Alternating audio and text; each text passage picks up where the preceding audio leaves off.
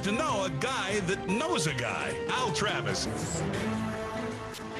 When it comes to guys that have all the plans, the lists, if you will, no one's better at it than Louis Binge. We call Mr. Binge TV Guru.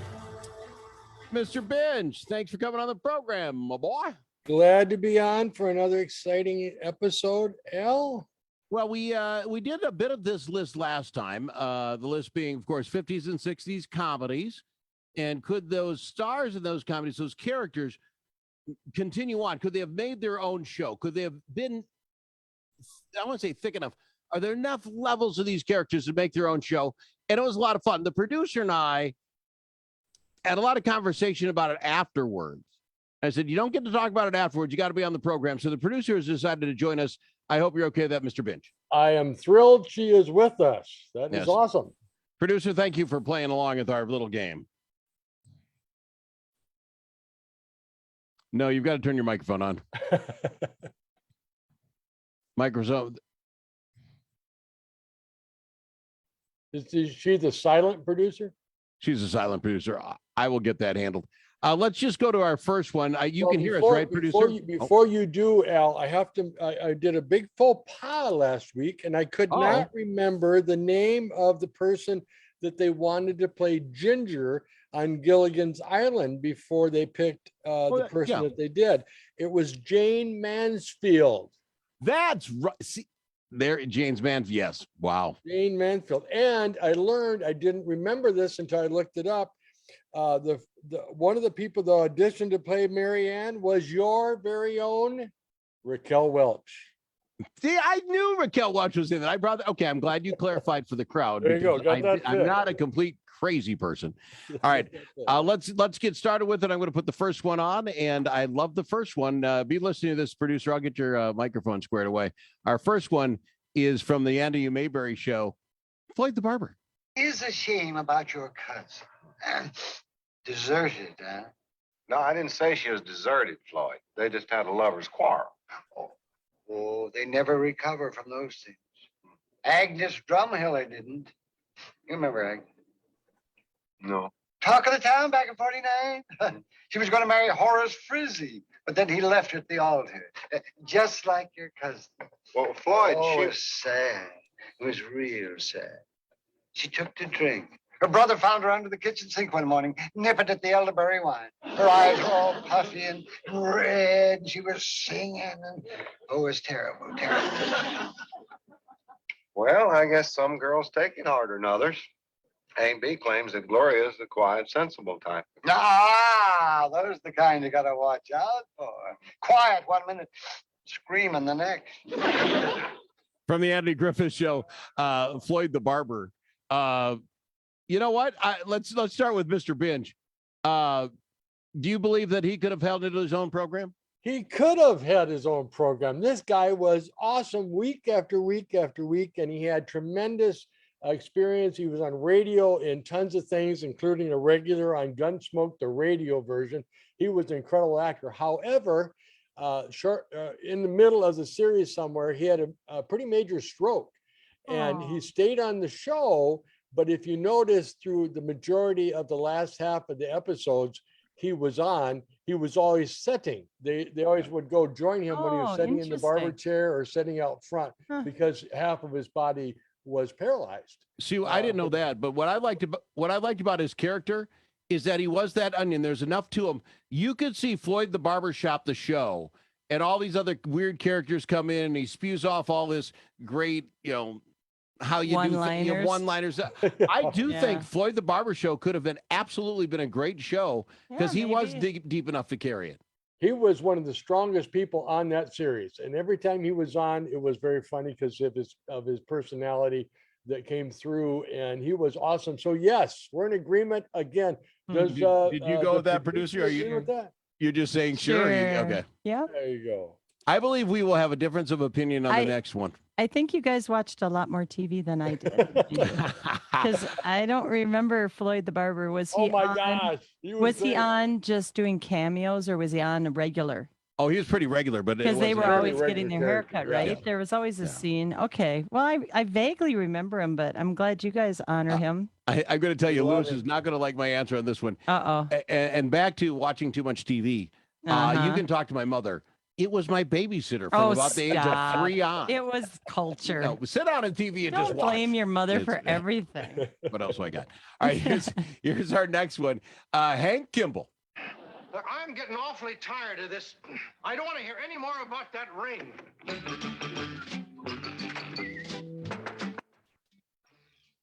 Come in. Mr. Kimball. Oh, there you are. I was looking for you in the other room. How are you, Mr. Kimball? Oh, fine. Well, not fine. I got this back thing. I know it's more of a hip thing. Well, it moves around a lot. Right now it's in my head. I'm glad you got something up there. What can we do for you? Do for me? Hmm. Oh, I just came over to see the $8 engagement ring. Look, will you... Say, you sure got a lot of ring there for $8. Oh, no, this is my princess ring. It cost $45,000. And you got it for $8? Boy, that's quite a bargain. Okay, so we'll ask, and we'll start with Lewis again. Then we'll hit you, producer, and then I'll No, you I'll kill you. can't. You can't. I don't remember these people. Oh my God. I'm Hank too young. Kimball, farm safety expert from the show. I would watch this guy do anything as this character. This guy was funny every time. And yes, he should have had his own show. Now, would it have been any good? Probably not. However, he was always funny, and he was one of the best characters on this show. All right, okay. So a great character on the show, in that there's no depth to that thing. I was not a Green Acres fan, just to be completely honest. I thought it was What? a stupid show. What? Could not handle the program, the whole concept of the thing. And that guy, knocking on one side of the door, I have no time for it. He's lucky he got on Green Acres. Now, the guy's funny. He did other bits. I don't know his name off the top of my head. He did other bits. A funny guy, but no way, no how could that have made a program that lasted more than, what if the pilot episode and one more, and then NBC would have said, get the heck out of here. Think what else was being done at the time. Car 54, where are you? And stuff. This could have been a huge hit. Okay, the fact there was nothing else. Okay, then, That's right. then at some point you actually have a point. Well, but we yeah. disagree on this one. I think he could have handled the show at some level. So when we go to the next one, and this is one I have very strong opinions about, and I'm sure Mr. Binge does too, but I don't know where he comes on it. Here it is, Ed Norton.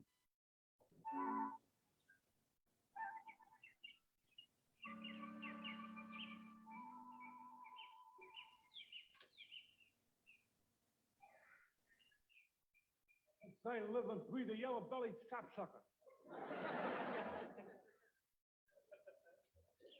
Hi, Norton. Hey there, what do you say, Ralph? Just a minute, I'll be right with you. I gotta make an entry in my bird watching book here. I just seen a yellow-bellied sapsucker. Bird seen, yellow-bellied sapsucker, place where seen, Central Park. Tell you one thing that bothers me. They're not supposed to be within 3,000 miles of here. Well, how do you know it's a yellow-bellied sapsucker? Don't forget, last week you saw a robin with a wishbone in its mouth. You said it was a chicken hawk. Nevertheless, I'm sure it's a yellow-bellied sapsucker. Why are you sure it's a yellow-bellied sapsucker? What else could it be? It's got a yellow belly and it was sucking sap. Ed Norton from get it. Honeymooners. I will go first on this. I think between him and Art Carney's his name. What's Jackie the other guy? Gleason? Jackie Gleason. Those two together are just some of the best character actors of all time. I love this program like nobody's business, and I will give you dollars for donuts. Ed Norton could have been its own spinoff on itself. I always want to know what was going on at the other apartment when they were there, and every now and again, they switch. I would have absolutely loved to have Ed Norton on his own program. We are in agreement on this. I think on this list, he is the strongest character on the entire list. He is unbelievably talented, and he went on to do some movies and do some great movies. Extremely talented, plays off, does slapstick, does dialogue great. He is the bomb. And yes, he should have had his own show. Fantastic. We agree. Would you argue Yeah. with us? All right. Sure. Well, we'll go to break. When we come back, we have some more, maybe some newer ones you might know. The producer. Maybe. We'll see. We'll talk about it after this on Al in the Afternoon.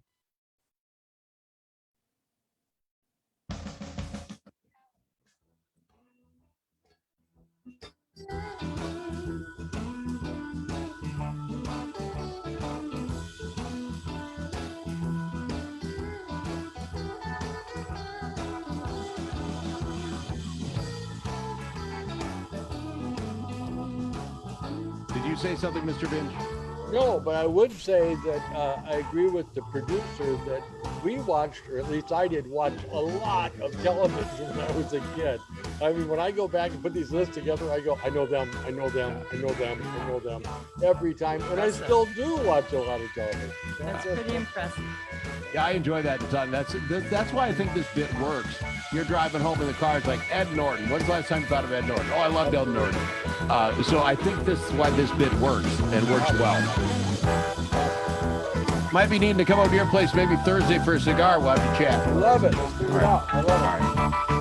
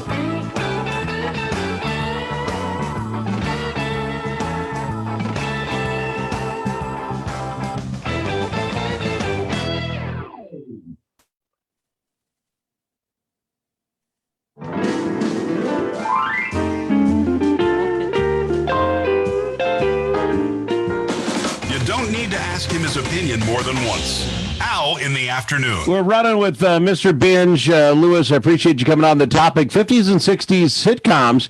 Could some of the other characters have held their own and had their own sitcoms? So far, we talked about Floyd the Barber, Hank Kimball from Green Acres, Ed Norton.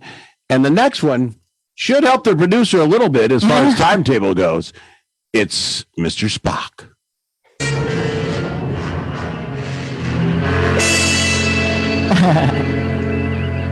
Mr. Spock, are you all right? Yes, I believe no permanent damage was done. What happened? The occipital area of my head seems to have impacted with the arm of the chair. No, Mr. Spock, I meant, what happened to us? That we have yet to ascertain. Lincoln died 3 centuries ago on a planet hundreds of light years away. More that direction, engineer. Thank heaven. Mr. Scott, there was no deity involved. It was my cross-circuiting to be that recovered them. How close were we? Yeah, Mr. Spock. This will be an interesting conversation. You want to go first, producer? Okay. Your I think thoughts, could he have done his own show? No, I don't know about that. He has kind of a dry sense of humor, but I think he filled in a lot of holes for the audience as we were watching. Gave us answers to what was going on. See, I completely agree with that. He was there as nothing more than the fill-in guy. So I don't know if he could stand alone. Okay. How about you, Lewis? Well, you know, I don't know if he could have stood alone either. However, I am very surprised they didn't do it with his popularity, that they didn't go ahead and try it, you know, because he was definitely a strong character and interesting guy in how he developed it. And it changed over the time he was on from the very first as he developed more and more and more. I tend to agree he probably shouldn't have, but I'm very surprised they didn't. Well, and the idea for me is that you have these the emotionless humans, the Vulcans, right? Completely emotionless human. So we're gonna go get the Vulcan Island, where our Vulcan planet, with a bunch of other people who are really serious and have no sense of humor. That's tough television right there. You know what I'm saying? But he could have a girlfriend every week that was an Earthling, and then it would be more exciting. But he'd be sitting there acting like I don't care because that, you know, Because they don't have attractions. It's right. Yeah, that's why he wasn't attracted to He Earthlings. didn't exude emotion. That's what he didn't. Yeah, but then when they did have a Vulcan lady on, then he did have a crush, and he didn't know what to do with those feelings. Come on, you guys. Okay, we'll let him off the hook. Yeah, give him a break. I'm going with no. Couldn't have happened. Like your typical guy. You talked trying me to into figure it. out I the was swaying the other way, but you swayed me. Thank you very much. That's because I had the right answer. And I think we're only going to get this last one here before we run out of time. But do the next one. Al, skip that one and go to the next one because I got an interesting story about that. All right. Well, I can do that if I can do it real quickly here. See if they're going to throw me a commercial. They are not. Okay. Here's our last one for the week.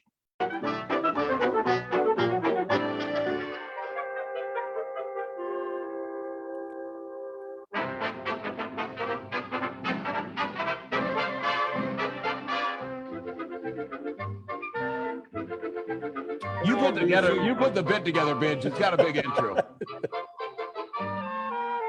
Go up to about 2 minutes. All right. We will quickly jump up until we can see. There we go. I'm ready. Oh, he's here. Come on out now.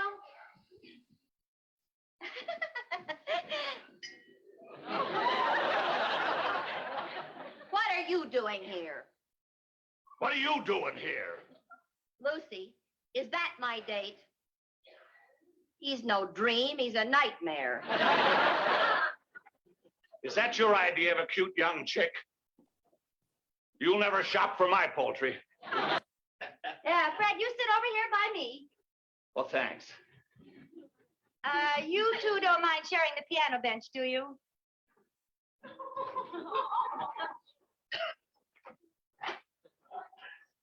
It's Ethel. This is probably a longer bit than radio. Yes. Let's just enjoy. Fred and Ethel Mertz Yes.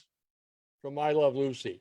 Whose turn is it to go first? Is it mine? Yours. Go ahead.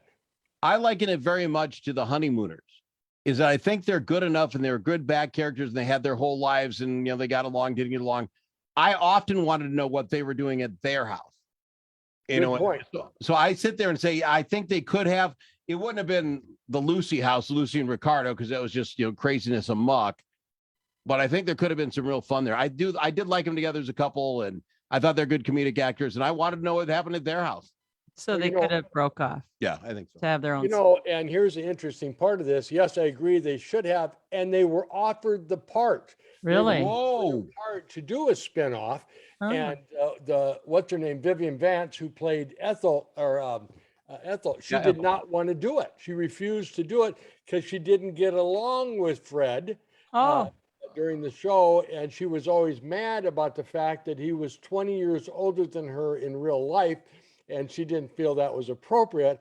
And he was a drinker, and there was lots of friction between the two of them, and therefore she refused to do that part. And many felt like it would have held up right with I Love Lucy, especially with the time it would have been released, which is right after I Love Lucy.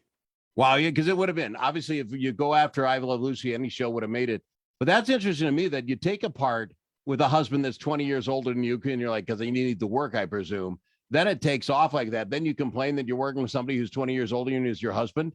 Yeah. You don't have a big leg to stand on. No, it put her on the map as far as a big star, partly because of the chemistry between the two of them. And they were sassy with each other, just like they were behind the camera. So I think. Well, maybe there's something to why they acted like that. They didn't like each other really in real life. That's correct. Funny. That's It's correct. good acting. It's Well, really- you bring your real life home. I don't know. What do you think? Could Ricky Ricardo have done it without Lucy? No. See, I don't think so. Absolutely not. No, that- she carried him. Yeah. She carried him. However, she give him credit through the entire series. Yeah, He was the brains behind the operation. He's what made it work. And Okay. I think she was a better actress with him because she did a radio show that was called My Favorite Husband that was the same exact show. And when this opportunity came up and they wanted to do a TV version of that show, she said she'd do it only if Ricky played her husband. Well, Oh. was he an actor? He was a musician and Yeah. he'd done some acting and different stuff. So he But learned on the job. the producers felt like it would be a bad combo in the time having her married to a Cuban American at the time.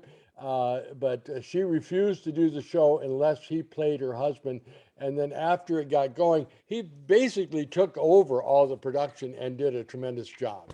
Oh, he did. So the credit she gave him was due because Absolutely. she wasn't just sticking up for made the him or show, and covering. He also dealt with, lastly, he dealt with the fact that he wanted to have rights to everything. And that's what made their fortune was it's the first Oh, radio sure. show that Guys, had reruns. It's That's a it. it's a good category. We're completely out of time. Mr. Binge, producer, I thank you for being on the program. We'll do it again next week. Mr. Binge, TV guru. an hour in the afternoon. Salutations. Thank you. Thank you. When your business wants to keep its name in front of your customers and prospects, or wants to say thank you to your clients and customers, think promotions.